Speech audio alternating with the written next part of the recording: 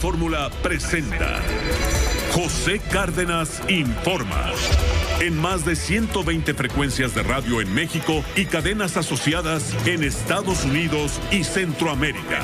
Telefórmula en los sistemas Easy, Sky, Total Play, Megacable y otros sistemas vía satélite. José Cárdenas Informa. Todas las noticias, todas las voces. ¿Qué tal? ¿Cómo le va? Muy buenas tardes. Es el miércoles 29 de junio. Le estoy saludando a nombre de todo el equipo que hace posible esta emisión informativa cotidiana de Grupo Fórmula Noticias. Óscar Holguín, ¿cómo te va? Muy buenas tardes. Muy buenas tardes, Pepe, a ti y a la audiencia de Grupo Fórmula y desde luego también al equipo de los rudos. Isaac Morán en la coordinación de información, Francisco Rosales coordinando los contenidos. La producción a cargo de Charlie Pérez y Juan Carlos Martínez. Héctor García Vega y Adrián Moscoso en la coordinación de entrevistas y Claudia Medina en la asistencia general. Y desde luego un agradecimiento muy especial para Uno TV por el apoyo y facilidades para la producción de esta emisión informativa de Grupo Fórmula. Gracias, Óscar, gracias. Claro que sí, nuestra gratitud y reconocimiento a la hospitalidad de Uno TV Noticias para brindarnos el espacio y poder realizar esta transmisión en estos momentos a todas partes a través de Grupo Fórmula. Un saludo también para José Luis Arévalo. En un momento estaremos con él, pero vamos primero a tener contacto con Francisco Trujillo. Él es periodista, corresponsal de Uno TV allá en San Antonio, Texas. Periodista en Houston está. Él ha estado muy pendiente desde el primer momento del lunes en que conocimos la magnitud de la tragedia ocurrida en el tráiler, a bordo de un tráiler donde perdieron la vida migrantes. Ya son 53, la cifra se incrementó. Ya son 53 los muertos, 23 son de origen mexicano. ¿Qué más se ha averiguado, Francisco? De antemano, gracias por esta colaboración especial. Muy buenas tardes. Estamos al aire contigo. Adelante. El número marcado. Bueno, hay algún problema en la conexión. Vamos a tratar de restablecerla. El caso es que el forense del condado de Bexar, en Texas, informó que aumentó, sí, lo que le menciono. Aumentó a 53 el número de migrantes muertos luego de haber sido abandonados en la caja de un tráiler en la carretera 35, muy cerca de San Antonio, Texas. En total son 40 hombres y 13 mujeres. Para el martes 28 de junio, los forenses habían identificado de manera preliminar a 34 de las víctimas. Esto lo dio a conocer la comisionada del condado de Bexar, Rebeca Clay Flores, representante del distrito donde quedó abandonado el tráiler de la muerte. Faltaba confirmar esas identidades con huellas digitales o bien por otros medios. No había plazos para finalizar el proceso, según se añadió ayer. Hoy se confirma. Se ha dicho que es un proceso muy tedioso, triste, difícil. Es lo que ha señalado la funcionaria de la autoridad en el condado de Bexar, allá en el estado de Texas. Francisco Trujillo, hemos recuperado la llamada. Muy buenas tardes. Muy buenas tardes, Pepe. Pues al cumplirse la tarde de este miércoles, Pepe, las 48 horas de haberse registrado lo que se cree es el incidente de contrabando humano más mortífero en la historia de Estados Unidos, las autoridades han agregado en las últimas horas 2 víctimas más a la cifra de fallecidos para ubicarla ahora en un total de 53. Inicialmente, 46 migrantes fueron encontrados muertos y otros 16 en condiciones de suma gravedad dentro de la caja del tráiler que... Bueno, hemos perdido la comunicación, se cortó la comunicación con Francisco Trujillo. Trataremos de rescatar la misma información con los últimos detalles de lo que va ocurriendo en la evolución de esta tragedia, insisto, la más grave ocurrida a migrantes en la Unión Americana. Esto sin descontar, sin olvidarnos desde luego de aquella otra tragedia ocurrida en el estado de Chiapas en diciembre del año pasado, cuando venía un tráiler, de hecho venían varios tráileres a bordo de los cuales viajaban de manera clandestina, desde luego, un sinnúmero de migrantes. Resultado de esa volcadura, de ese accidente ocurrido en Chiapas, fue de 57 migrantes, en su mayoría centroamericanos, los que perdieron la vida. En un momento iremos nuevamente a Houston, Texas, con Francisco Trujillo. ¿Ya está listo otra vez? Bueno, vamos a ver si no se rompe la comunicación. Francisco, vamos contigo, adelante. Sí, Pepe, te informaba que la tarde de este miércoles, dos víctimas más fueron agregadas al número de fallecidos en el peor incidente de contrabando humano registrado en la historia de Estados Unidos, para un total ahora de 53 fallecidos. La Oficina del Médico Forense del Condado de Bexar informó que 40 de las víctimas son hombres, 13 son mujeres, y entre los fallecidos se encuentran 27 inmigrantes identificados como nacionalidad mexicana, 14 hondureños, 7 guatemaltecos y 2 salvadoreños. Las autoridades desconocen aún la nacionalidad de 3 de las víctimas, Pepe. La policía arrestó al chofer del tráiler, Homero Zamorano, de 45 años, después de que abandonó el camión en un camino semirural cerca de la carretera interestatal 35 e intentó huir del lugar. Una fuente policial aseguró que Zamorano, que tiene residencia en Houston y en el Valle del Río Grande, en el sur de Texas, estaba muy drogado con metanfetamina cuando lo arrestaron y tuvo que ser llevado a un hospital. Otros 2 hombres también fueron detenidos después de que la policía investigara y fuera a una casa de San Antonio que figura en el registro del camión. Los mexicanos Juan Francisco de Luna Bilbao y Juan Claudio de Luna Méndez fueron acusados de posesión ilegal de armas de fuego. Los documentos Se perdió nuevamente la comunicación. Vamos a tratar de restablecerla de la mejor manera posible. Le ofrezco a usted una disculpa por estas fallas de carácter técnico. Mire, a reserva de ampliar la información, que estaba muy interesante, lo que transmitía Francisco Trujillo, debo decirle que por la mañana el titular del Instituto Nacional de Migración, Francisco Garduño, informó que el tráiler de la muerte, donde fueron hallados los migrantes asfixiados, ya son 53, 23 de ellos de origen mexicano, pasó por 2 retenes de la Oficina de Aduanas y Protección Fronteriza en territorio tejano, en Estados Unidos, y los indocumentados no fueron detectados. No fue descubierta la carga letal. Además, se identificó al chofer, quien pretendió hacerse pasar por uno de los sobrevivientes para no ser arrestado. De esta manera lo explica Francisco Garduño, titular del Instituto Nacional de Migración. El conductor fue identificado como Homero N., mismo que intentó hacerse pasar como uno de los sobrevivientes, por lo que fue detenido con otras 2 presuntos responsables. En los registros del Instituto Nacional de Migración no se encontraron datos del conductor acusado de conducir el tráiler. La agencia de ICE en Estados Unidos de seguridad informó que ya se encuentran 3 personas detenidas como presuntos responsables del tráfico de personas y homicidio. El chofer se hace pasar por migrante irregular para evitar ser detenido. Se investiga el origen de la movilidad del vehículo, que hipotéticamente estuvo estacionado en una localidad del Valle del Río Grande en los Estados Unidos, estado de Texas.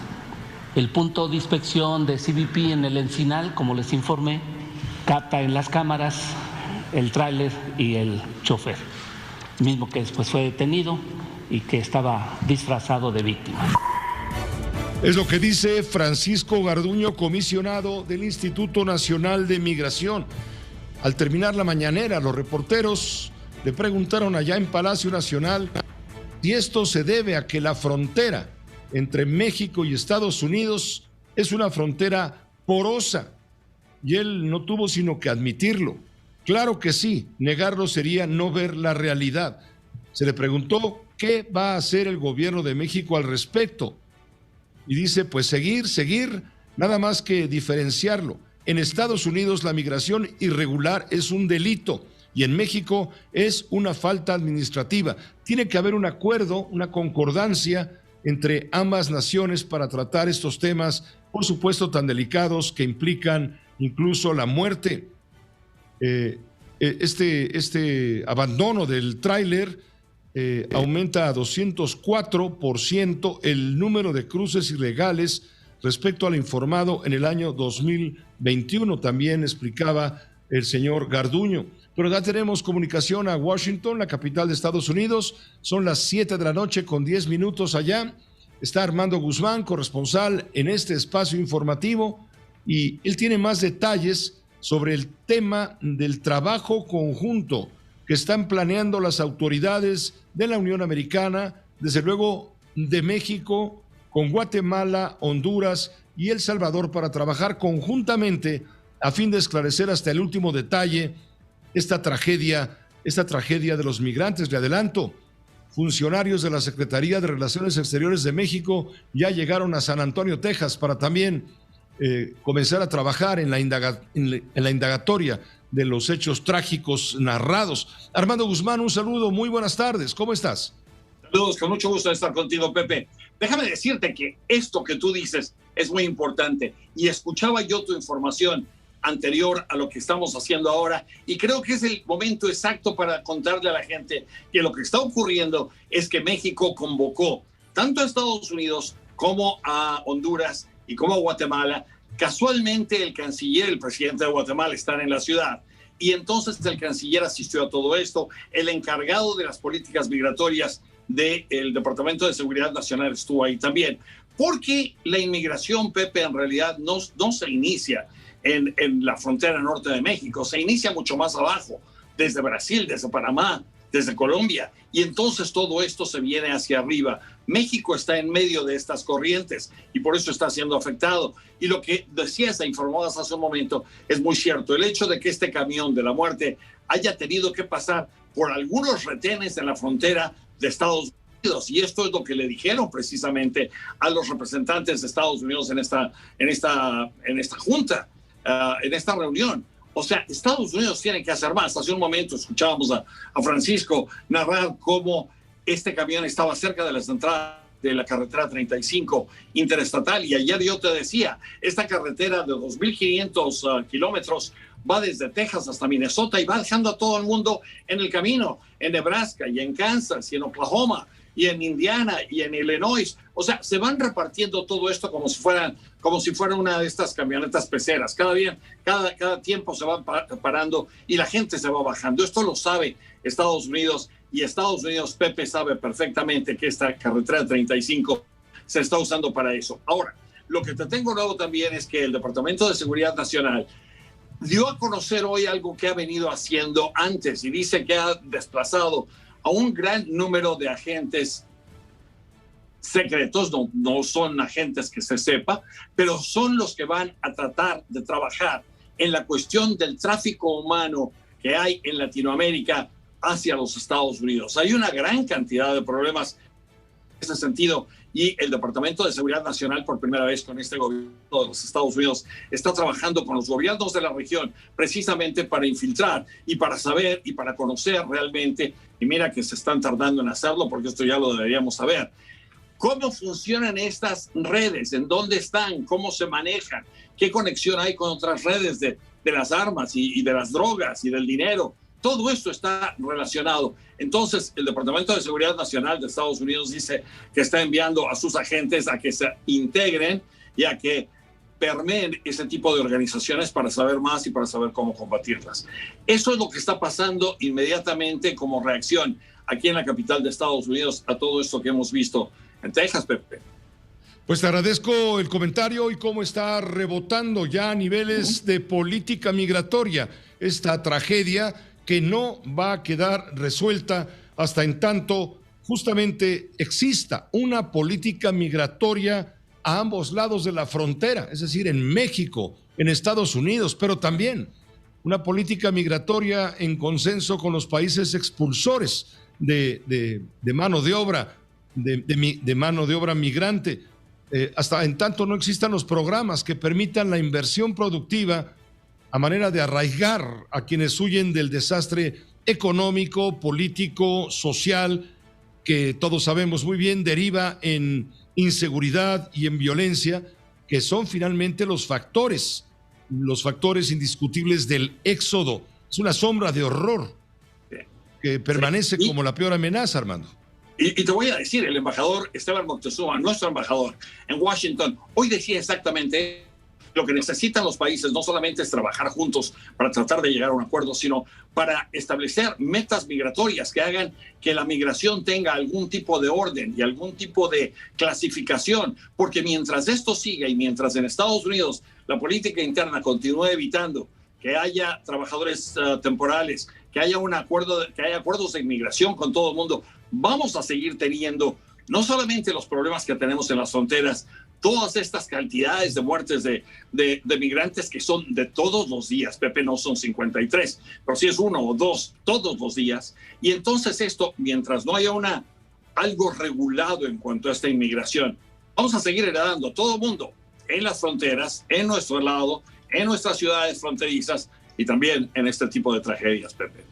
Pues sí, mientras existan cientos de miles, si no millones de desamparados, de lo que mencionábamos hace un rato, de la posibilidad de crear un futuro, pues seguirá habiendo este enorme riesgo, hasta en tanto en los países de origen no haya algo que los aferre, que los mantenga en su casa y que ya no los obligue a emigrar. Parece un sueño utópico, o suena como un sueño utópico, cuando sabemos que la realidad es una verdadera pesadilla, porque si bien migrar es un derecho humano, también estamos viendo cuando falta coordinación y hay errores, pues termina en un peligro verdaderamente fatal, en donde a estas alturas poco importan, Armando Guzmán, los pésames, los lamentos, las condenas.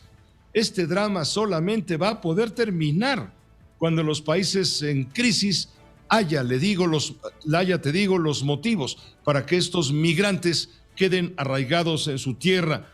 Aquellos que ante la crisis, ante el fracaso de vivir y quedarse en sus países viviendo en el desamparo, en la desesperanza, pues prefieren incluso arriesgarse con tal de llegar al sueño americano, aunque ese sueño americano con toda frecuencia, y lo estamos viendo ahora, se convierte en una pesadilla, porque esto es de día con día.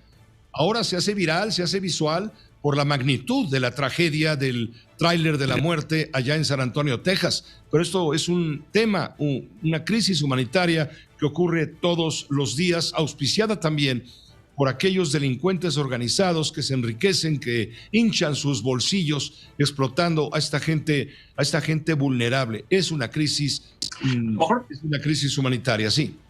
A lo mejor podemos platicar mañana de quién faltaba entre todos ellos, porque si te das cuenta no había salvadoreños. Y los salvadoreños tienen ahora razones para empezarse a quedar en su casa.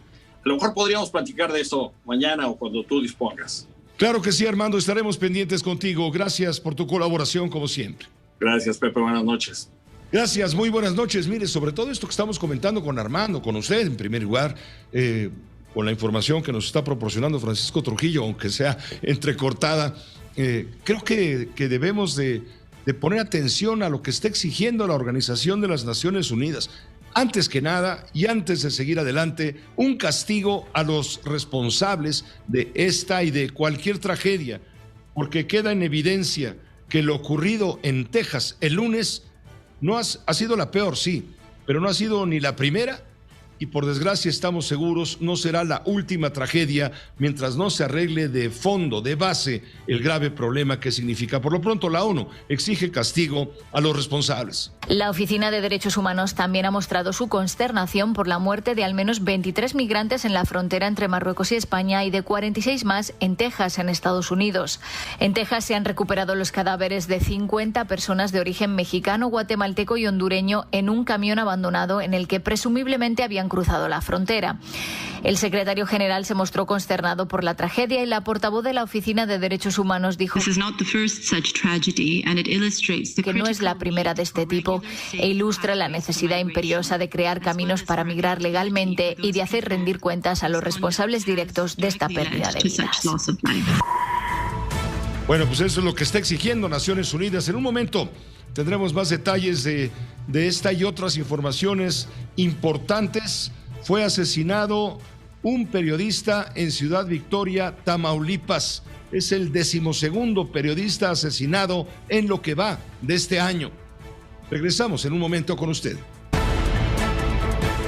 Pues hoy prácticamente de milagro comenzó a llover en Nuevo León. Antes de ir con el ingeniero Alberto Hernández Unzón, para que nos explique las causas de esta sorpresa para los habitantes de Nuevo León en sequía plena. Permítame entrar en contacto con José Luis Arévalo y las noticias importantes en pocas palabras. Adelante, José Luis. Muchísimas gracias, Pepe. Muy buenas tardes para ti y para todas las personas que amablemente nos escuchan. Asesinan al reportero Antonio de la Cruz en Ciudad Victoria. Su hija resultó herida, está grave. Suman 12 periodistas asesinados en lo que va del año. Esposo de Irma Lidia planeó el asesinato. El guardaespaldas y el chofer fueron cómplices. Esto lo revela la Fiscalía de la Ciudad de México. Grave la niña que recibió un balazo en Puebla mientras esperaba ser vacunada contra el COVID. Cierran escuelas en Villahermosa por incremento de contagios COVID. Crecen 66% los casos nuevos de COVID. Esto lo reporta la Organización Panamericana de la Salud. El líder del PRI, Alejandro Moreno, Alito, facturó gastos excesivos en campaña del PRI. Esto lo revela otra grabación. El escándalo se suma a su propuesta de armar a los mexicanos. Testigos contra García Luna involucran a Felipe Calderón. Sobornos del narco llegan a Los Pinos, así lo revela López Obrador. Un juez confirma auto de formal prisión en contra de Luis Cárdenas Palomino, exdirector de Seguridad Regional de la extinta Policía Federal. El presidente nombra subsecretario de Gobernación a César Yáñez, cercanísimo en sus afectos. El gobierno de Chihuahua debe dar una explicación por el aumento de la delincuencia en la Sierra Tarahumara. Así lo exige López Obrador. Numeritos financieros con Beto León. Ni frío ni calor para el peso frente al dólar. La de hoy es jornada de mínima apreciación. Apenas gana 1.74 centavos, el equivalente al 0.09%, luego de que la Reserva Federal de los Estados Unidos advirtiera un nuevo aumento en las tasas de interés. Cierra sesión en 20 pesos con 12 centavos por cada billete verde. La Bolsa Mexicana de Valores cae de nueva cuenta al perder 0.77% y terminar a un nivel de 48.061.61 unidades. Corta racha de 3 sesiones consecutivas de ganancias ante temores de más alzas en la tasa de interés de los Estados Unidos. Y como parte de su plan de reestructura, Aeroméxico anunció su salida de la Bolsa Mexicana de Valores. Sus accionistas pretenden cancelar el registro de acciones y su cotización en la bolsa para iniciar un programa de recompra. La aerolínea se declaró en quiebra en junio del 2020 después de que la pandemia de coronavirus recortara la demanda de viajes. La Bolsa Mexicana de Valores anunció la decisión de Aeroméxico de cancelar la inscripción de sus acciones en el Registro Nacional de Valores. Gracias a Beto León por los números financieros y vamos con Alberto Hernández Unzón, meteorólogo de Grupo Fórmula Noticias. Alberto, ¿cómo te va? Muy buenas. ¿Cómo ves el horizonte en términos del pronóstico del tiempo? Adelante. ¿Qué tal, Pepe? La tensión precisamente en Nuevo León y Tamaulipas. Hay una rotación de baja presión que ya se viene monitoreando desde hace algunos días por parte del Centro Nacional de Huracanes. Tiene probabilidades de incluso intensificarse. La inestabilidad y la ondulación asociada a este sistema de baja presión frente a Bronzeville es lo que está generando ahorita la actividad de tormentas en Nuevo León. Hay dos sectores que se detectan por el radar, uno en Apodaca, en General Suazua, y también otro hacia el noreste, más hacia la frontera con Tamaulipas. Dos sectores de nubes de tormenta, nada asociado a la siembra, mal dicha, bombardeo de nubes, porque estos sistemas son a una escala mayor, Pepe. Está erróneo el decir que se desplazan las nubes o se llevan las nubes por estas misiones de los aviones. Al contrario, no hay ninguna certeza sobre la verificación y sobre la condición de hacer llover por estos métodos.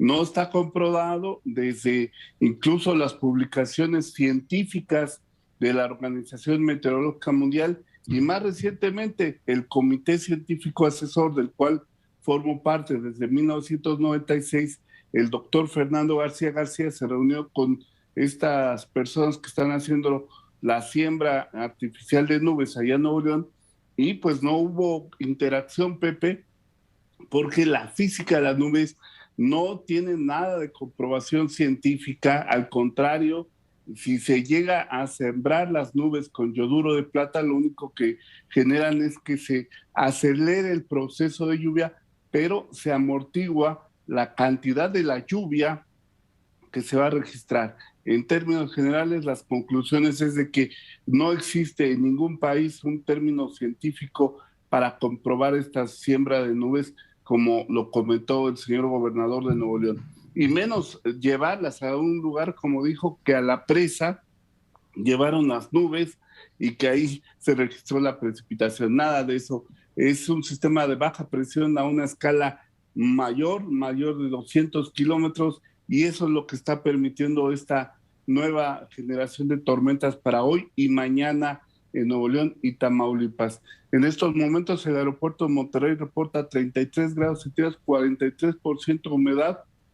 Se observa nube de tormenta hacia el primer cuadrante, que es el nor-noreste, y se espera que se sigan registrando estas tormentas hacia varios sectores del estado de Nuevo León. Aquí en la Ciudad de México, 25 grados centígrados, la humedad es muy baja, 46%, solo se esperan algunas lloviznas en forma aislada. Las tormentas más organizadas, Pepe, en el lado occidental: Sonora, Sinaloa, Durango, Jalisco, Colima, Michoacán, el oeste del Estado de México, Guerrero y Morelos. Después de todo esto tenemos un potencial de ciclón tropical que ya debería ser declarado por el Centro Nacional de Huracanes como Bonnie, ya que tiene vientos de 65 kilómetros por hora, se ubica a 110 kilómetros de Caracas, Venezuela, y enfila hacia la zona norte de Colombia, y después ya hay una alerta por impacto en la zona entre Nicaragua y Costa Rica, y se estaría trasladando hacia el Océano Pacífico. También ayer lo mencionó el gobernador de Nuevo León, pero este sistema se va a ir hacia el Pacífico y no va a afectar nada de Nuevo León. No sé quién lo está asesorando, pero definitivamente está muy, muy mal, Pepe. Está mal informado el gobernador del estado. Bueno, mira, me está llegando una comunicación para ti que te dirige un... ¿Perdón? Claudia Priscila, es que no encuentro... Ah, sí, Claudia Priscila desde Aguascalientes. Y dice, el bombardeo de nubes funciona. Aquí lo hizo un gobernador, Felipe González, y sí llovió mucho. Después llegaron otros y se acabó lo que se daba. Pero sí funciona. Y conste que el gobernador de Nuevo León no es de mi agrado. Es lo que dice Claudia Priscila de Aguascalientes. ¿Se puede comentar? Sí, claro que sí. Respeto mucho su posición, pero hay mucha serie de publicaciones científicas. La Organización Meteorológica Mundial, aquí en México, la Revista Científica de Agricultura del INIFAP, indica que en procesos grandes de precipitación, lo único que hace es acelerar el proceso, es decir, no se puede sembrar cualquier tipo de nube, Pepe. Las cumulus humilis o las cirrus, tiene que ser ya una nube de lluvia, y lo único que hacen con yoduro de plata es acelerar el proceso de la física de nubes, pero no se puede hacer llover de más o de menos. Eso sí, definitivamente está comprobado por muchas publicaciones avaladas internacional, Pepe. Te agradezco, gracias por responderle a Claudia Priscila desde Aguascalientes. Esperemos que le haya quedado clara tu comentario, tu explicación. Que estés muy bien, hasta mañana. Hasta mañana, Pepe, un abrazo, salud. Un abrazo muy fuerte, pero por lo pronto vamos también a Nueva York, a Nueva York, estaba pensando no sé en qué. No, vamos a Nuevo León, a Monterrey, Nuevo León. Allá se encuentra Vicente Valdés de Fórmula Nuevo León. Él tiene información sobre las buenas noticias, porque digan lo que digan, por fin está empezando a llover, lo acaba de confirmar el propio ingeniero Alberto Hernández Unzón, no por las razones que explica el gobernador, pero sí por las razones meteorológicas. Vicente Valdés, ¿cómo te va? Muy buenas tardes. Muy buenas tardes, Pepe. Pues efectivamente, como hemos dado cuenta en todos los espacios de Grupo Fórmula, acá estamos viviendo una crisis con el desabasto de agua en medio de esta sequía que ya tenemos pues varios meses de estar padeciendo, y hemos pues hablado acerca del drama que enfrentamos aquí, sobre todo en la zona metropolitana de Monterrey, donde hay muchos sectores que han pasado semanas sin recibir una sola gota de agua en sus domicilios. Llega en pipas y pues hay que repartirla de manera equitativa y unos cuantos recipientes. Pues la noche de ayer y la madrugada, toda la madrugada del día de hoy, estuvo lloviendo. Esto causó pues inundaciones, encharcamientos, algunos coches varados, algunas colonias inundadas, pero eso fue lo de menos. A los ciudadanos realmente no nos importó, porque en realidad esto es un alivio para lo que hemos estado padeciendo en los últimos meses, en las últimas semanas. El informe que tenemos por parte del gobierno del estado sobre la captación de lluvia en la zona de las Adjuntas, que es la zona donde se encuentra la Sierra Madre del municipio de Santiago, muy cerca donde se encuentra la presa de la Boca, es de 75.5 milímetros. En realidad llovió mucho y llovió intensamente. Hasta el momento la Comisión Nacional del Agua no tiene un informe sobre el nivel que pudieron haber tenido las presas en incremento con estas lluvias, con esta agua que se dejó sentir en las últimas horas. Sin embargo, bueno, pues están en espera de que pues el pronóstico, así como ya lo han explicado, pues se mantenga y las lluvias continúen durante esta jornada de miércoles. Por lo pronto este es un alivio, Pepe, porque pues estábamos en una incertidumbre, y el día de hoy el gobernador de Nuevo León, Samuel García, pues informó que ahora de manera generalizada vamos a tener agua en todos los domicilios a partir de mañana, desde las 4 de la mañana hasta las 3 de la tarde, es decir, 7 horas continuas con el servicio de agua para que podamos hacer las actividades cotidianas. Estaremos en espera de que esto se cumpla, porque mucho se ha prometido por parte del gobierno del estado y poco se ha cumplido, y sobre todo pues hay muchos sectores y muchos lugares donde los proyectos o planes de agua y drenaje de Monterrey, que es la paraestatal encargada de pues suministrar el agua para toda la zona metropolitana, no se han cumplido, y esto pues ha provocado la molestia de muchos ciudadanos, tanto que hemos sufrido una gran cantidad de bloqueos por parte de familias enteras que bloquean a vialidades importantes. ¿Por qué? Porque tienen semanas y en la desesperación de no contar con el servicio de agua. ¿Te imaginas 5 días sin tener el servicio de agua potable, corriente, o al menos una pipa que llegue a sus domicilios? Así que pues una situación que de alguna manera nos ha dado un alivio en estos momentos, y estaremos en espera de que este proyecto que ha anunciado el gobernador esta mañana pues se pueda cumplir a partir de este jueves. Muchísimas gracias. Puntualísima la información, Vicente Valdés. Que estés bien. Gracias, buenas tardes. Gracias, buenas tardes, Vicente Valdés de Fórmula Nuevo León en la ciudad de Monterrey. Nos dice Claudia Priscila de Aguascalientes hace un momento, la que preguntaba sobre el bombardeo de nubes, dice gracias por la información y la respuesta del ingeniero Hernández Unzón, que ya tiene una admiradora más. Vámonos a una pausa muy breve, volvemos con usted enseguida para comentar el asesinato del periodista 12º en lo que va de este año, ocurrido en Ciudad Victoria, Tamaulipas. El gremio periodístico está de luto por el asesinato, la muerte del periodista Antonio de la Cruz, quien fue atacado afuera de su domicilio en Ciudad Victoria, Tamaulipas, y de acuerdo con reportes, su hija resultó lesionada. Se encuentra grave. El reportero agredido, Antonio de la Cruz, formaba parte del diario Expreso de Tamaulipas. El diario condenó desde luego el crimen, alzó la voz para que este caso no quede impune, como ha sucedido con otros comunicadores, quienes han perdido la vida en otros puntos de México debido a su trabajo periodístico. Tenemos contacto con Perla Reséndez de Fórmula Tamaulipas con todos los detalles de la información. Perla, ¿cómo te va? Buenas noches, adelante. Muy buenas noches, Pepe. Así es, el periodista Antonio de la Cruz, que fue ultimado a balazos por un motocicario esta mañana cuando salía de su domicilio en la calle Puerta de Tamatán de la colonia del mismo nombre, aquí en Ciudad Victoria, la capital de Tamaulipas. Se registraron estos hechos alrededor de las 9:10 de la mañana, cuando el periodista de Grupo Expreso se dirigía en su vehículo en compañía de su hija Cintia, de 23 años, cuando un hombre a bordo de una motocicleta se acercó a su ventana y disparó en 5 ocasiones. Uno de los disparos alcanzó a su hija, que viajaba en el asiento del copiloto, quien fue trasladada de inmediato al Hospital General, donde su salud se reporta como de pronóstico reservado. Según las primeras investigaciones, el ataque fue directo contra el periodista especializado en estos temas del campo, medio ambiente, aquí en el periódico Expreso de Ciudad Victoria. La Fiscalía General de Justicia del Estado inició una investigación por estos hechos, informando que como se trata de un periodista, las actuaciones se realizan conforme al protocolo de homologado de investigación de delitos cometidos contra la libertad de expresión. De estos hechos también ya tomó conocimiento la unidad especializada en investigación de delitos cometidos contra la libertad de expresión, derechos humanos y grupos vulnerables, informó la Fiscalía General de la República.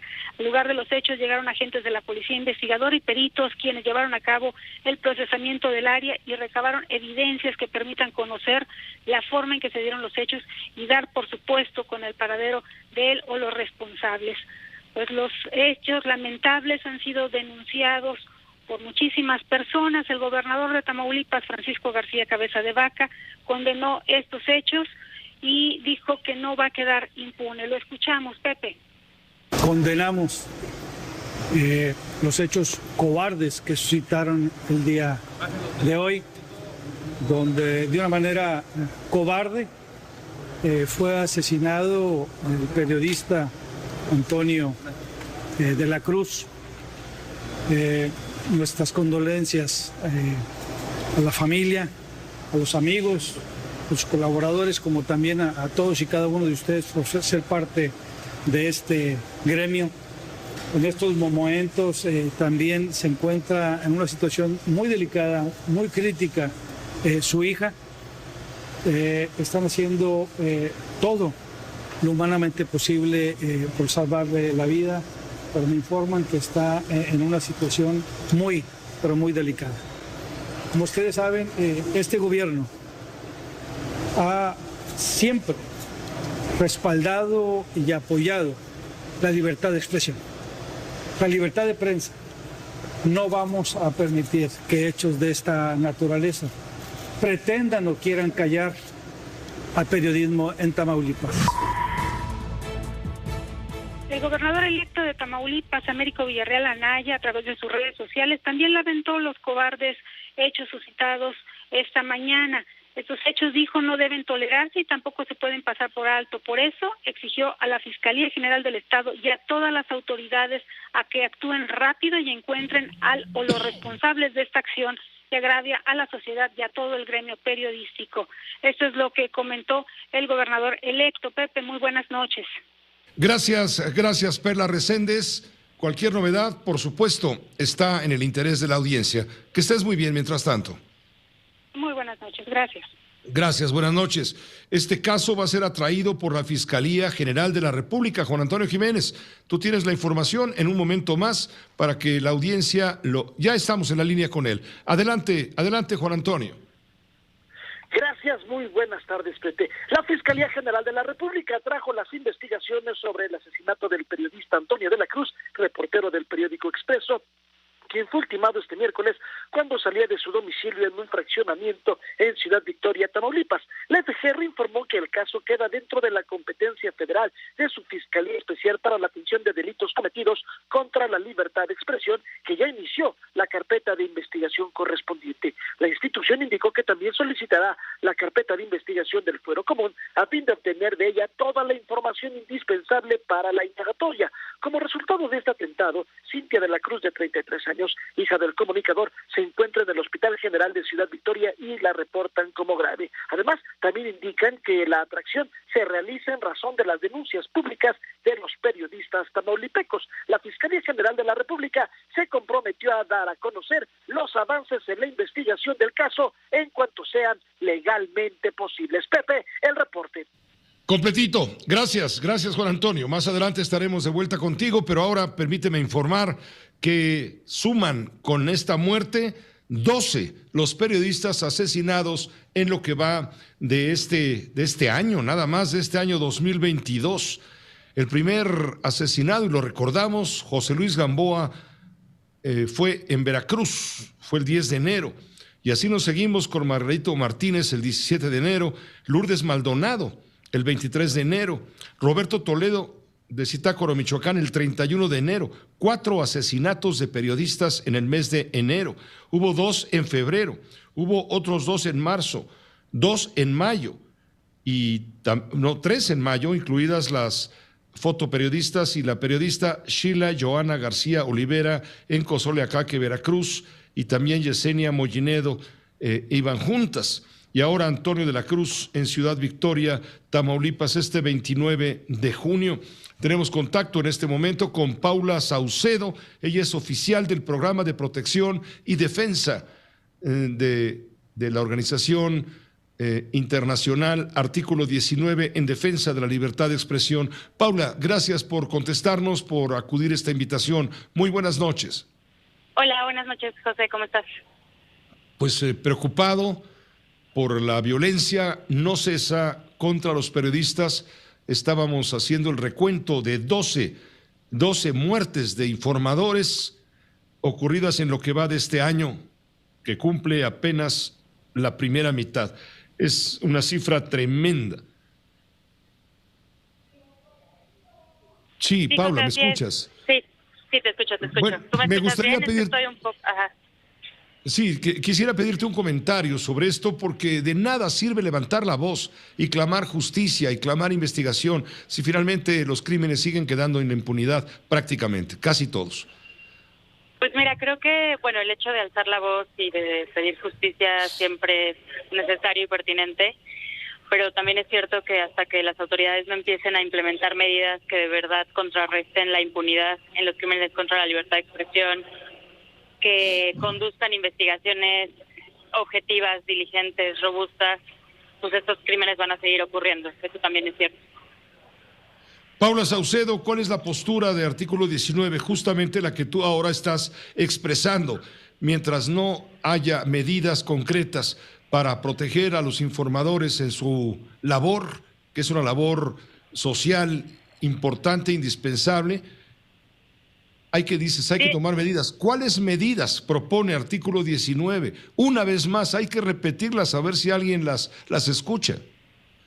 Pues mira, hay varias. Una tiene que ver con las autoridades de los 3 niveles de gobierno tienen que reconocer públicamente el rol que tiene el periodismo en la democracia, tienen que cesar los discursos estigmatizantes contra la prensa, y creo que algo muy importante es que cumplan con sus obligaciones de proteger a la prensa, que se coordinen entre los 3 niveles de gobierno, que generen políticas públicas pues integrales, que justo prevengan la violencia contra la prensa, que no sean reactivas, que sean preventivas, fortalecer a las fiscalías tanto en capacidades humanas, financieras, técnicas. No hay buenas capacidades forenses en las fiscalías, tiene que haber reparación del daño para las víctimas, garantías de no repetición.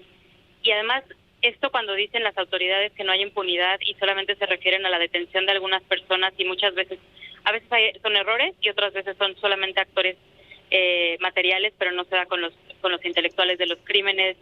Pocas veces se sabe la verdad sobre cuál es el móvil de los crímenes contra la prensa, y justo eso es lo que tienen que hacer, o sea, cumplir con sus obligaciones y ya empezar a implementar acciones que de verdad enfrente a este problema, porque no puede ser que en este país se agreda a la prensa cada 14 horas por ejercer la labor. Entendemos, Paula Saucedo, de los 12 casos, incluido el de Antonio de la Cruz en Ciudad Victoria, ocurrido hoy, y de acuerdo con el Artículo 19, ¿en cuáles se ha logrado avanzar en la investigación en busca de justicia y cuáles siguen impunes? Pues mira, muy pocos. Por ejemplo, está en estos casos ha habido algunas detenciones igual de actores materiales en el caso del asesinato de Lourdes Maldonado, de Margarito Martínez, pero más allá de eso, pues hay pocas. La justicia no llega solamente con la detención de algunas personas.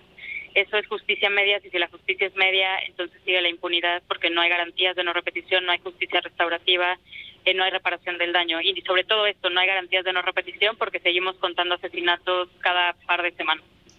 Hay deficiencias en el aparato del Estado para cumplir con esta protección a los informadores que llevan a cabo su labor en favor de la sociedad. Sí, totalmente. Y se demuestra en que siguen los ataques, que se registran ataques contra la prensa cada 14 horas que van más allá de los asesinatos. Por supuesto, en los asesinatos, en las desapariciones, sí hay deficiencias en general en las instituciones del Estado.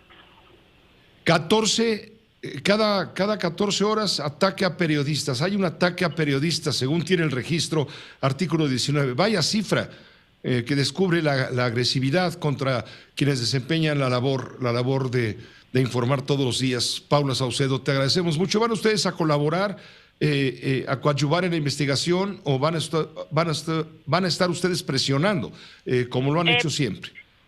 Sí, creo que vamos a estar presionando. Ahora seguimos documentando el asesinato en contacto con familiares y colegas y bueno, estamos viendo en qué podemos apoyar.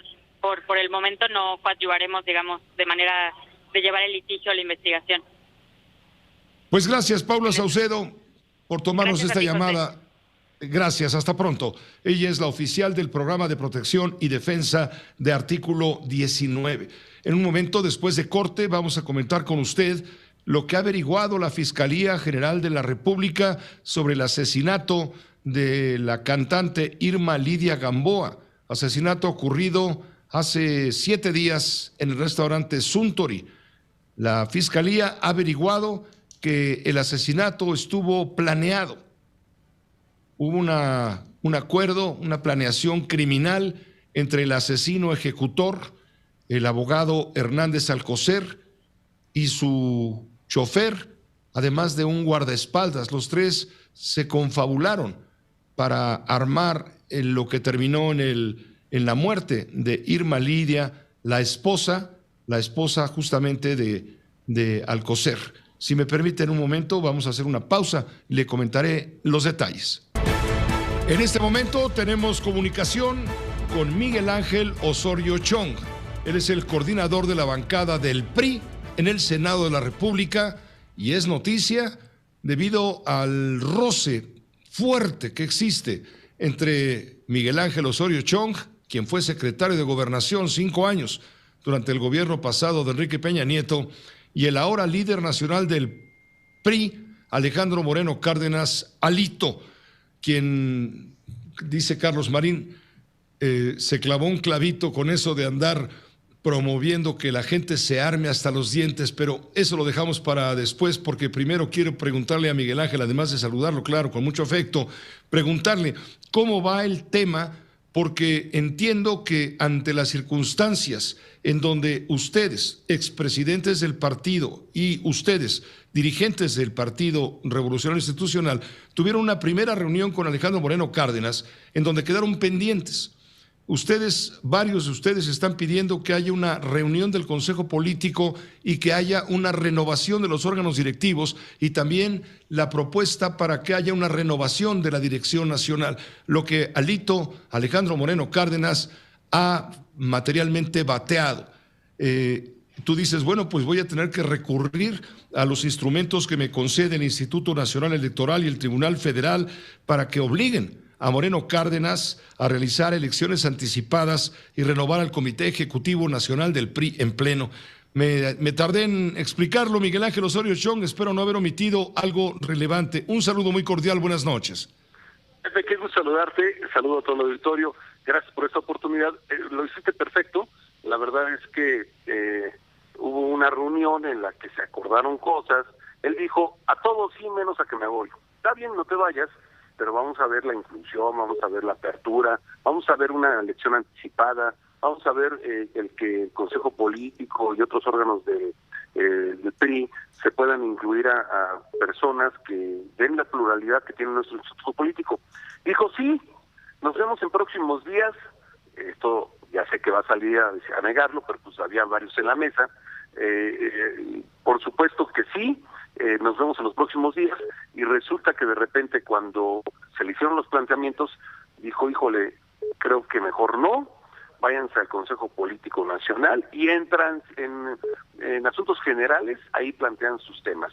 Es una falta de respeto a su palabra, es una mentira más de Alito, una más, por supuesto, y bueno, falta de respeto a personajes como Dulce María Sauri, como Mario Fabio Beltrones, César Camacho, y bueno, te puedo enumerar a todos los que han sido presidentes y expresidentes, y que, bueno, es una salida porque no sabe responder a su palabra, porque no sabe cumplir su palabra, porque miente, promete, le dice a todos que tienen espacios y por supuesto que no da cabida a los que piensan diferente. Se queja tanto del gobierno, del cual yo también, y por supuesto que actúa exactamente igual.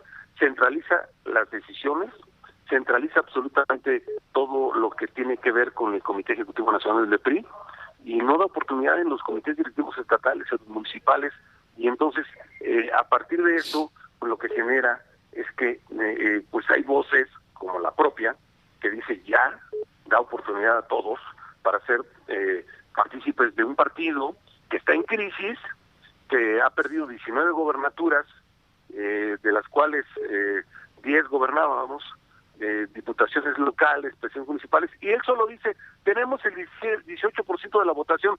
Sí, pero participas para tener espacios de poder y hemos perdido absolutamente todos.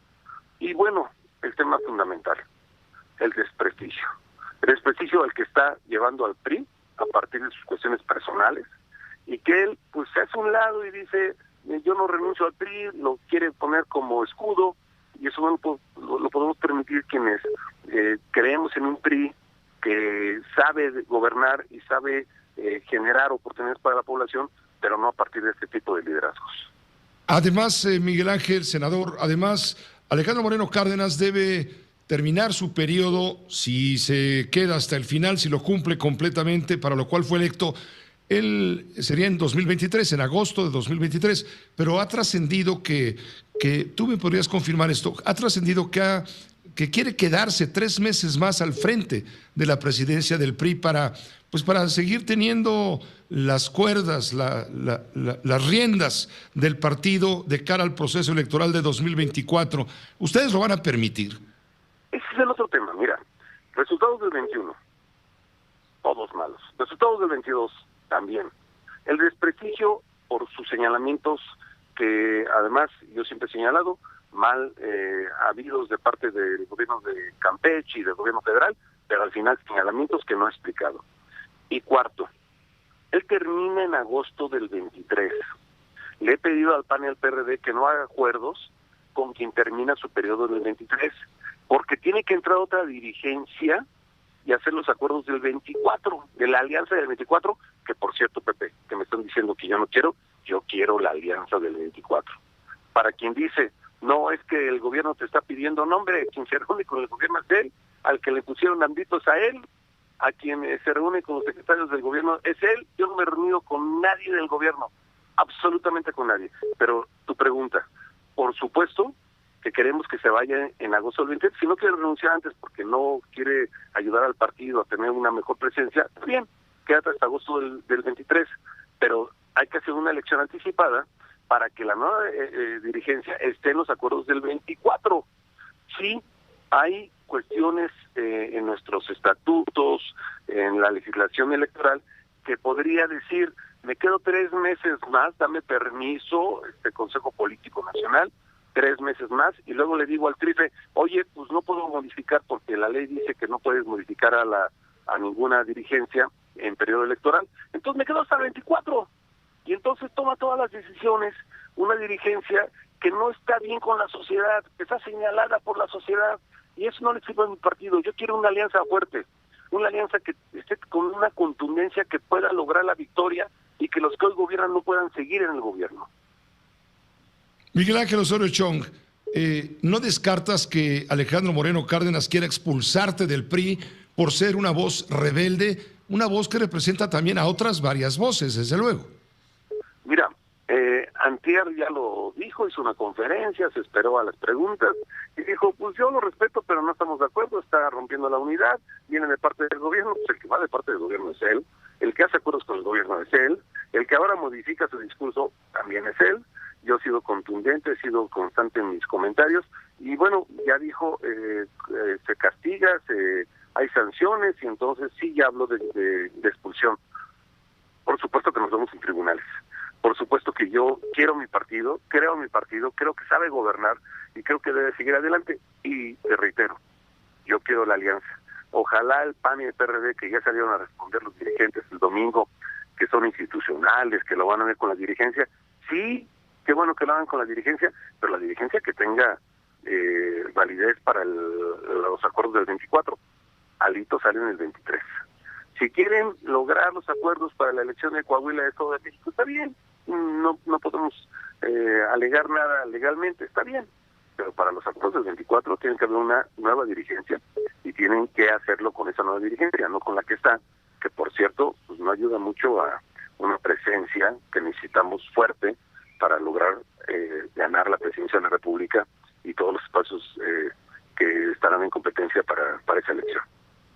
¿Qué te parece, te pregunto también, Miguel Ángel, senador, te pregunto, ¿qué te parece lo dicho ayer por Alejandro Moreno Cárdenas, quien propone modificar la Ley Federal de Armas de Fuego para que los ciudadanos podamos armarnos y proteger nuestras vidas, patrimonios, familias, dada la inseguridad y la violencia que padece el país? ¿Qué te parece? ¿Te parece que...? A ver, dime. A ver, perdón, Pepe. Creo que el objetivo que quería hacer lo logró.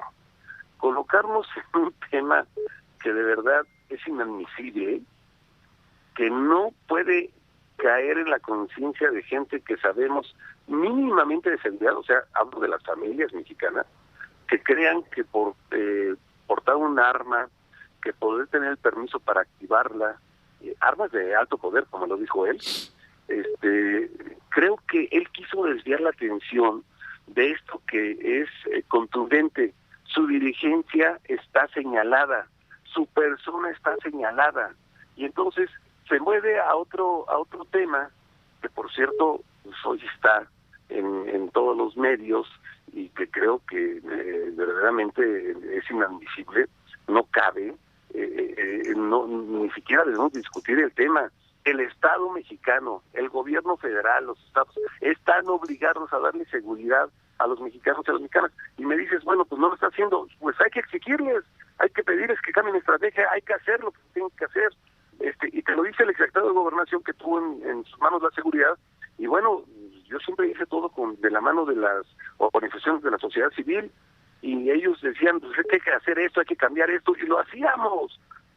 12, 13, 14 y 15 tuvimos los índices más bajos de inseguridad en el país. Después hubo otros problemas en los que, por cierto, este gobierno o sus legisladores no nos quisieron apoyar para modificar la ley, pero bueno, hicimos un gran esfuerzo. Por eso te lo digo con contundencia y bueno, bien, que me puedes hacer el favor de escuchar y todo el auditorio, pero pensar que hay que armar a la sociedad es algo que no cabe en la cabeza de nadie, y que yo de verdad creo que hay que desechar, hay que rechazar, y que los periodistas, estoy seguro la mayoría no estamos de acuerdo. Pensaría yo que ni los que estaban acompañando en su conferencia de prensa estarían de acuerdo, los conozco a los que estaban ahí, yo estoy seguro que no estaban de acuerdo, que yo creo que ni siquiera conocían la propuesta que estaba haciendo Alito en ese momento. Pues entonces prácticamente, ¿qué dirías? ¿Es una locura? Si quieres ponerle eso, te acompaño. Es inadmisible. No cabe hacer esa propuesta más que en alguien que quiera desviar la atención. Mira, ayer lo decía, el gobierno federal nos tiene tan acostumbrados a que cuando hay una crisis cambia el tema y pone algo más elevado. Pues ya le aprendió a Alito, aprendió bien en sus relaciones con ellos. Cambió el tema a algo que pues, sabía que íbamos a platicar todos, y qué lamentable, porque pues pareciera que todos los priistas pensamos eso. Como es presidente del PRI, cree que pueden pensar todos que estamos en la misma lógica. De ninguna manera de parte mía. No lo he consultado con mis compañeras y compañeros, me han mandado mensajes muchos en el interior de la República, pero por supuesto que no acompañamos esa propuesta. Yo no votaría, ni siquiera entraría a la discusión. Es inadmisible, es una barbaridad hablar de ese tema. Muchas gracias, Miguel Ángel, senador. Gracias por tomar la llamada y compartir tu análisis con la audiencia de Fórmula. Todo lo contrario. Muchas gracias, Pepe. Un abrazo fuerte. Adiós. Igualmente, otro muy fuerte para el senador Miguel Ángel Osorio Chong, coordinador del PRI en el Senado. Le ha llamado a Alejandro Moreno Cárdenas, Alito le ha llamado a Osorio Chong un pendenciero. Así ha dicho, es un pendenciero. Por eso dice Osorio Chong, pues no descarto que me quieran expulsar del PRI, que este dirigente me quiera expulsar del PRI. Seguiremos hablando del tema, pero primero vamos a hacer una pausa muy breve. Ya está listo Carlos Marín porque, según escribe hoy en el periódico Milenio Diario, donde es columnista, Alejandro Moreno Cárdenas, Alito se clavó un clavito en el coco. Vamos a comentarlo con Carlos Marín, si me permite, después de un corte. Le agradezco mucho a Rosendo Molina. Aquí se escuchan todas las voces. Siempre ha sido la línea editorial de este espacio, de Grupo Fórmula, en este espacio.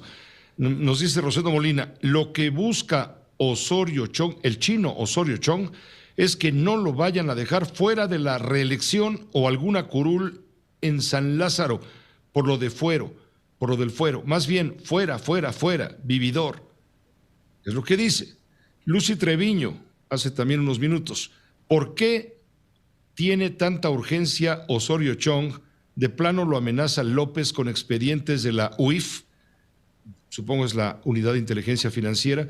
Ya está raro hablar a tanto noticiero. Bueno, pues gracias por los mensajes que mandan, en este caso para comentar la entrevista que hicimos con Miguel Ángel Osorio Chong, y más que la entrevista, pues lo que ha dicho o lo que ha declarado Osorio Chong. Pero para completar todo esto, este análisis, tenemos el contacto con Carlos Marín, periodista. Él es columnista de Milenio Diario, también en Milenio Televisión, y colaborador en este espacio con sus demonios que andan sueltos, querido Carlos. Y dices hoy en Milenio, Alito se clavó un clavito. Venga, te escuchamos. ¿Qué tal, Pepe? Mira, sí, Alito se clavó un clavito, pero en el cerebro.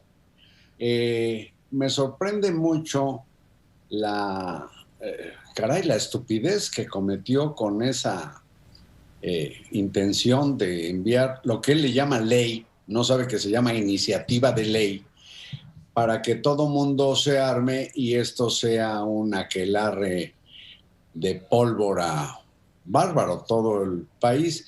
Bueno, es una tontería, pero déjame por favor decir a propósito de los comentarios que acaban de hacer dos radioescuchas, que a mí me cuesta mucho tratar de interpretar intenciones, están los hechos.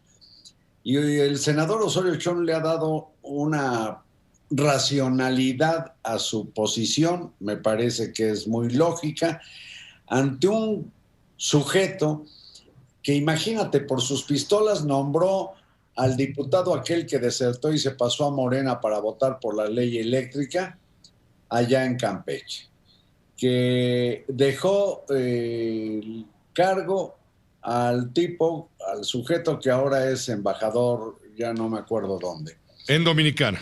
Bueno, pero el caso es que Alejandro Moreno, imagínate nada más la propuesta que hace, que por cierto parece que la hiciera un lavapisos de la Asociación del Rifle en los Estados Unidos.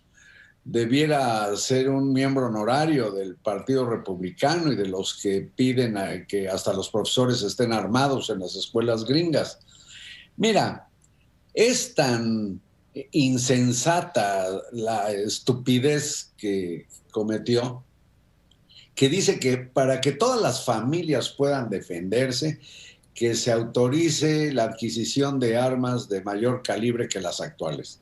Bueno, la audiencia debe saber que cualquier persona sin antecedentes penales y cumpliendo ciertos requisitos puede tener permiso para poseer armas en su domicilio o comercio o para portar armas. Bueno, pero dice que también los elementos de las Fuerzas Armadas, incluida la Guardia Nacional, cuando estén francos, cuando estén de descanso, puedan llevarse sus armas de cargo a sus casas. No habla, fíjate, de los policías federales, estatales, municipales, no. Habla solo de los militares. Y dice que solo los de, digamos, de alto rango, chinga, y todos los soldados que conforman la tropa, que no tienen familias que defender. Es decir, pues no tiene ningún mérito para dirigir una institución mal llamada instituto político, porque institutos, los de educación, el Instituto Patrulla, el Instituto Politécnico, una institución política que pues está muy traqueteada. Tiene toda la razón Osorio Chong y tienen toda la razón los prominentes de ese partido que le dicen, bueno, cuando menos no hagas compromisos para el 24. En fin, el fondo de esto ya lo dijo Osorio, pero Alito se clavó un clavito en el cerebelo, en la base de lo que conocemos como cerebro, Pepe, y nadie lo va a acompañar, nadie, excepto los desconocidos de que se rodeó ayer cuando hizo la presentación de esta barbaridad. De este disparate, dirías tú. Es un disparate, es una propuesta demencial. Además, rápidamente, Pepe, déjame decirte, sé de un amigo que preguntó a alguna persona que sabe si en sus viajes por carretera podía llevar o portar una pistolita calibre 22 por si lo asaltaran. Bueno, con quien lo consultó le dijo, no sea usted güey, quien lo asalte llevará un arma más poderosa y normalmente no es uno, sino 2 o 3 asaltantes cuando menos los que lo van a interceptar. Imagínese usted con su chinampina esta 22 queriendo hacer frente, imagínate, a cuernos de chivo. Y ni el ejército tiene algunas de las armas que maneja la delincuencia organizada, Pepe. Entonces, ¿de qué calibre quiere que esté ahí en el buró entre la señora, el señor y los niños a un lado de la recámara? ¿De qué calibre? ¿Qué reverenda, pues no lo quiero decir, pero reverenda pendejada es esta? Es demencial, es delirante y es una palada más en la tumba política de este pobre hombre. Porque, por otro lado, pues la machuchona de Campeche, que le está sacando grabaciones, pues también lo ha puesto en entredicho. Entonces, de forma y de fondo, Alito se clavó un clavito y se descerebró. Gracias, Carlos, por el comentario, como siempre. Gracias a ti, Pepe. Buenas noches. Gracias, buenas noches. Hasta pasado mañana con Carlos Marín, o antes, si se le ocurre que alguien se clave a un clavito en el coquito, en el cerebelito, donde dice Carlos Marín. En un momento hablaremos de este tema también con Diego y el comentario de que, bueno, yo me quedo con algo que dijo Osorio Chong. No hay que perder de vista, Alejandro Moreno Cárdenas está siendo asediado por estas grabaciones divulgadas puntualmente cada martes en la noche por Laida Sansores, la gobernadora de Campeche, obtenidas de grabaciones, obtenidas de hechos de espionaje, desde luego ilegal. Y anoche hubo otra grabación, pero ha habido anteriores, donde queda exhibido como un hombre que podría ser sujeto a investigación por presuntos delitos de lavado de dinero, de malversación de fondos, de tantas irregularidades con terrenos, con casas, y ahora la de ayer que salió señalando que Alejandro Moreno Cárdenas facturó gastos excesivos para alimentar, para inyectarle dinero a las campañas del PRI cuando él era gobernador del estado de Campeche. Le digo, está que arde la situación. Dice Osorio Chong, no descartes que esto sea un distractor, esto de las armas sea un distractor para que todo el mundo nos vayamos a hablar de, pues ni que fuera López Obrador, hombre. Vámonos a una pausa y regresamos con más información. Tenemos la comunicación con Diego Fernández de Ceballos, su bitácora de la Resistencia, el jefe Diego, para comentar con él lo de cada semana, lo importante, lo relevante y lo rimbombante. Pero esta vez creo que hay que enfocarse, salvo la mejor opinión de Diego, al tema, al asunto de Alejandro Moreno Cárdenas y esta locura calificada como un disparate por el propio periodista Carlos Marín, al decir que el PRI, bajo su mando, bajo su presidencia, va a tratar de modificar la Ley Federal de Armas de Fuego para que los mexicanos tengamos armamento de grueso calibre y defendamos nuestra integridad ante la omisión del gobierno de la República en brindarnos justamente la seguridad. Diego, ¿cómo te va? Muy buenas noches, gusto en saludarte. Igualmente, José. Pues mira, me sumo a los del contra y te voy a decir por qué. A mí me parece que hay una razón muy sencilla. Somos un pueblo predominantemente violento. El que diga que el pueblo es bueno y sabio es simplemente un sinvergüenza de tiempo completo. La realidad demuestra todos los días hechos de sangre, y no solo por el crimen organizado, y no solamente homicidios, porque todos los violadores no necesariamente forman parte del crimen organizado, ni todos los secuestradores tampoco, porque también hay familias que se organizan para eso, y todos los que cobran el piso también forman parte de células muy pequeñas que ni a organización llegan. Pero lo cierto es que somos un pueblo predominantemente violento. Segundo, nadie puede negar que efectivamente las personas y las familias estamos a merced de la delincuencia, y tampoco podemos desconocer que esa situación de vulnerabilidad lleva a que haya ciudadanos que estén de acuerdo con que la población se arme. Pensemos, por ejemplo, que si los pasajeros que viajan en las combis de servicio público fueran armados, pues ya no habría seguramente muchos asaltos en ellas. Sin embargo, la solución no está en que cada habitante de cada mexicano se dé la seguridad que tiene derecho de recibir del gobierno, y esta es la obligación de darla. Además, de poco serviría, José, que los ciudadanos se armen, porque los delitos de sangre se cometen generalmente con premeditación y alevosía, sin dar, en la mayoría de los casos, ninguna oportunidad a las víctimas para defenderse. La medida que se propone induciría a los agresores simplemente a perfeccionar su acecho a las víctimas para no fallar en su intento criminal.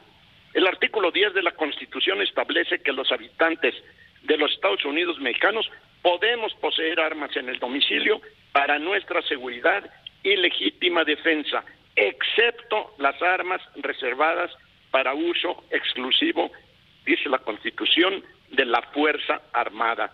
Y el mismo artículo 10 constitucional remite a la ley los casos, condiciones, requisitos y lugares en que se podrá autorizar a los habitantes la aportación de armas.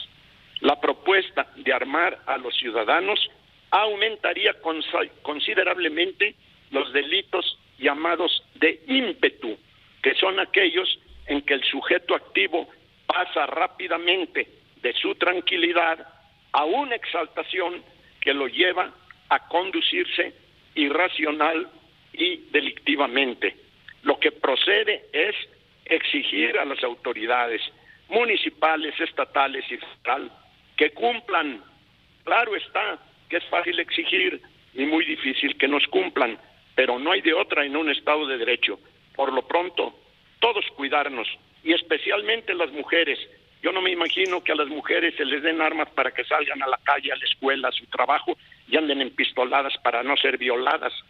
Deben de ser las mujeres particularmente muy desconfiadas y estar permanentemente alertas, evitando en lo posible los lugares y las circunstancias de mayor peligro. Es una pena que no podamos vivir libremente por los caminos de día y de noche en este país, pero a esas hemos llegado, José. ¿No consideras como posible el hecho de que Alejandro Moreno Cárdenas Alito haya enfocado sus baterías a esta propuesta para desviar la atención respecto a lo que ahora lo tiene apergollado? Me refiero a las denuncias obtenidas de manera ilícita a través de grabaciones en donde se le exhibe como un mal gobernante y un mal mexicano y un mal político. Pues mira, ya escuché al Soriochón, y tú sabes que en el campo de la política las especulaciones son más amplias que las posibilidades. Pero de todas maneras, ya que hablaste de apergollados, déjame 2 minutos más para hablarte de lo del secuestro de los 2 jóvenes de la Tarahumara que cometieron el delito de ganarle un juego de béisbol a los del equipo del Chueco, y así como el asesinato del guía turístico y a los 2 misioneros. ¿Me permites? Por favor. Mira, para mí estos crímenes se suman a los cientos de miles de los últimos tiempos que, en razón de que las víctimas en la mayoría de los casos no eran personas relevantes, no han merecido la conmoción social que han causado los asesinatos de la Sierra Tarahumara. Pero te hago el siguiente comentario final. Es claro que ninguna tarea puede ser superior que consagrar la vida en favor de los más necesitados. Y ese fue el derrotero de los padres jesuitas asesinados. En silencio, sin actitudes populistas, sin vanaglorias, sin actitudes indecentes, con la más pura caridad cristiana, cumplieron su misión temporal. Gracias, Diego. Gracias por tus comentarios. A ti. Hasta pronto. Adiós. Adiós. Gracias, Diego Fernández de Ceballos, el jefe Diego. Mire, ayer en la noche, volviendo con el tema de Alejandro Moreno, y con esto cierro el capítulo, Laida Sansores, gobernadora del estado de Campeche, filtró una nueva grabación, un nuevo audio del dirigente nacional del PRI, Alejandro Moreno Cárdenas, en el que el priista habla de justificar gastos con Televisa de fondos procedentes de caciques y de candidatos a presidentes municipales. El audio inicia con las palabras de Alito, quien abre paso a su interlocutor. Me acaba de dejar otro cacique que trajo Javier, señala la otra persona. ¿Cuánto te dejó?, cuestiona el dirigente del PRI. No sé, pero me dejó un buen. Revira el otro personaje. Después Moreno ordena al interlocutor contar el dinero que recibió. Ahorita saca todos y cuéntalo. Ya te dije que lo tienes que ver por si te pregunto. Posteriormente se menciona el nombre de Karina Berrón, quien habría acordado con Moreno Cárdenas el pago de 700,000 pesos, y se aborda el tema de pagos en efectivo a un sujeto llamado Bauer, quien tiene relaciones con Televisa, al que le habrían pagado 2,5 millones de pesos en efectivo. Esto es parte del contenido de la grabación, difundida ayer por Laida Sansores, gobernadora de Campeche, para pegarle nuevamente a Alejandro Moreno Cárdenas, el líder nacional del PRI. Hoy noticia por donde lo vea. ¿Qué le pagó en efectivo a Bauer, güey? Lo que me explicó, me dices, para no dejar rastro, porque si yo facturo como estoy usando recursos de campaña, puede ser observado por la autoridad. Es lo más seguro, es lo más, pero a Bauer le tiene que pagar 5, ¿cómo le va a pagar los otros 2,5? Ahorita no sé. Dile que le facture, a ver, le puede facturar comunicación, medios, güey, es Televisa. Sí. Que le facture, ya no me dijeron que no pueden aceptar más efectivo. Ok. A ver, llama a Hugo. Hugo, cuenta eso mientras. Sí. Oye, Hugo, es que le pagaste a Bauer en cash, ¿no? Sí, Pepe, pero es lo mejor que podemos hacer. Bueno, ahora nada más usted. Lo que pasa es que es dinero de campaña, Pepe, y no dejamos gasto si pago en efectivo. O hay una límite, no sabía que no podía hacer. ¿Hice mal? Mira, un tema, es que ya le pagaste en cash, pues está bien, yo pensé que le podías pagar porque él tiene Televisa, él te puede facturar medios. Sí, pero vamos a dejar un rastro. ¿Pero un rastro Todo de qué? esto, dice Laida Sansores, es maniobra para disfrazar, para lavar el movimiento de dinero de procedencia dudosa, para invertirlo en campañas a favor del PRI y disfrazarlo de operaciones comerciales a través de testaferros. Esto es otra grabación con la que se pretende hundir a Alejandro Moreno Cárdenas y exhibirlo públicamente como un hombre deshonesto. 150 y al Verde le dieron 140. Pues eso va a ser el resultado del 18. O sea, tú solo tienes 250 más tu gasto ordinario. Sí, usted sabe cómo estamos en el ordinario, madreados. Ok. 250 es lo que nos entregan, a mí me entrega el INE. Ahorita en mayo es mi última administración, me dan 50 millones más. Por eso, ¿qué es lo que yo te dije? Lo que te había dicho es, a Bauer se le tienen que pagar 5. Te di 2.5. Estoy de acuerdo. A mitad. Los otros 2.5, ¿cómo se los puedes pagar? Bueno, en fin, son los arreglos que habrán de aclararse tarde o temprano. Está involucrado el INE, está involucrado una persona identificada por el apellido de Bauer, está identificada una persona de nombre Karina Berrón, quienes habían acordado con Moreno el pago de dinero y abordan el tema de pagos en efectivo. Todo para canalizarlo a campañas del PRI. En fin, así está el enredo contable y tendrá que aclararse. Una pausa muy breve, volvemos. Tenemos el contacto en este momento con mi compañero reportero Juan Antonio Jiménez. Comentábamos hace minutos el asesino de la cantante Irma Lidia Gamboa. El asesinato se cometió en el restaurante Suntory. El asesino se habría puesto de acuerdo en complicidad con su guardaespaldas y el chofer. Es lo que avanza la investigación de la Fiscalía. Mañana habrá una audiencia judicial. Podría ser el presunto autor del asesinato o el autor del asesinato, porque hay testigos que lo vieron disparar. Mañana podría ser vinculado a proceso. Juan Antonio, adelante, buenas noches. Gracias, Pepe. Buenas noches. Para la continuación de la audiencia inicial en contra de Jesús Hernández Alcocer de este jueves, la Fiscalía Capitalina contará con todos los elementos científicos para establecer que el probable responsable actuó con premeditación para asesinar a su esposa, la cantante Irma Lidia Gamboa. El Ministerio Público recabó en la carpeta de investigación datos en las áreas de criminalística, fotografía, psicología, balística, química y medicina forense, los cuales establecen que el litigante actuó de manera dolosa y planeada al tener ventaja frente a su pareja sentimental, quien de acuerdo con el dictamen de la necropsia murió a consecuencia de 3 heridas de arma de fuego que recibió en el tórax. Las investigaciones establecieron que este sujeto ingresó armado al lujoso restaurante y después de cometer el crimen tuvo apoyo de su escolta personal para tratar de salir del establecimiento y darse a la fuga en un vehículo que estacionaron a un costado de la entrada del Suntory. A pesar de que el arma no fue localizada en el lugar de los hechos, las pruebas periciales positivas en absorción atómica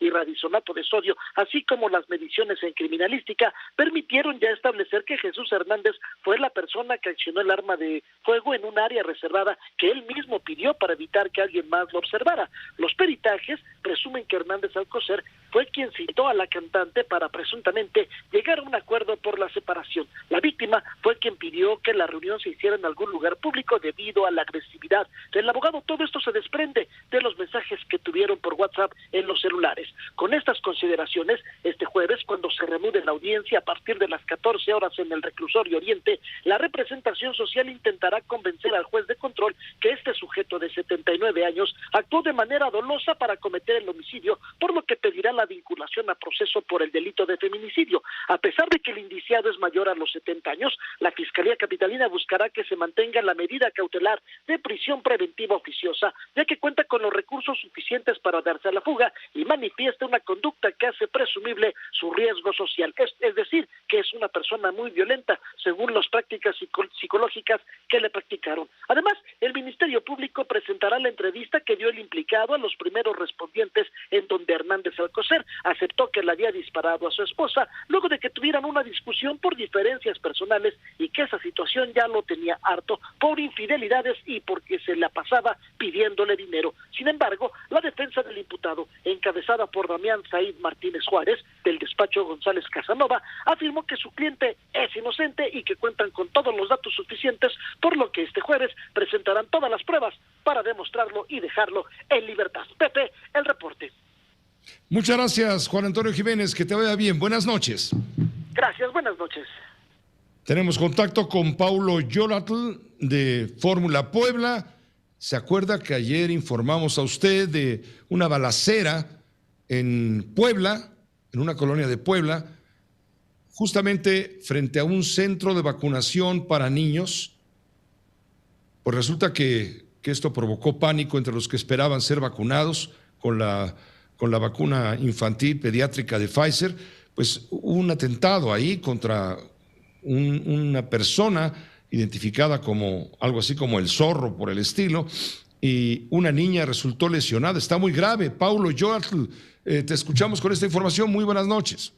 Así es, Pepe, ¿qué tal? Muy buenas noches. Los dos menores que ayer resultaron lesionados en este ataque registrado a unos metros del centro de salud aquí en la ciudad de Puebla siguen hospitalizados. La niña de tan solo 9 años de edad está siendo intervenida por médicos especialistas, ya que tiene incrustada una bala cerca de la columna vertebral.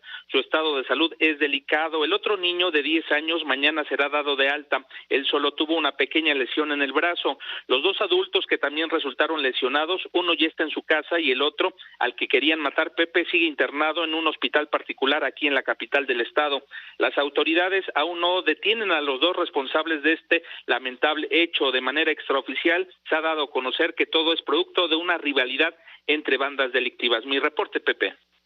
Completísimo. Gracias, Paulo Yoatl, por la información. Muy buenas noches. Buenas noches, saludos desde Puebla. Igualmente, saludos desde la Ciudad de México. Vamos a una pausa breve. Pues hasta aquí lo más importante en las noticias. A nombre de todo el equipo, gracias por su atención, su confianza y todo lo demás. A continuación, en estas frecuencias de radio, sintonice usted la fórmula financiera. Lo esperan los periodistas Mari Carmen Cortés, Pepe Yuste y Marco Antonio Mares, y en Telefórmula, Leonardo Curcio. Gracias y hasta mañana.